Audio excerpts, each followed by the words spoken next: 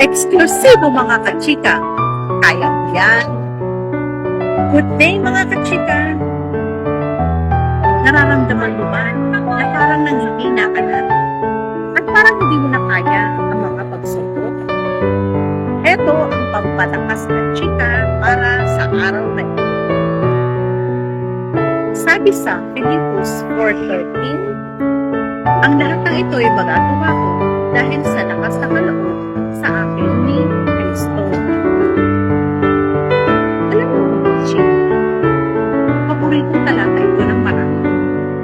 Kaya madalas natin nakakalimutan, nandiyan ang problem.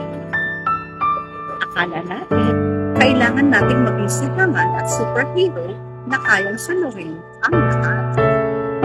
Pero ang sekreto rito, hindi mo kailangan maging malakas mag-isa. Ang sabi ni Apostol Pablo, magagawa mo lahat hindi dahil sa sarili mong galing, talino o diskarte, kundi dahil kay Kristo na nagbibigay sa iyo ng lakas. Kaya kung mahina ka ngayon, okay lang yan.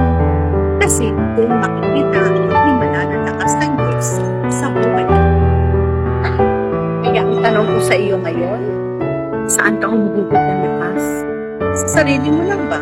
Kung nakasandal ka sa walang hanggang lakas ni Lord. May lakas ka kay Kristo.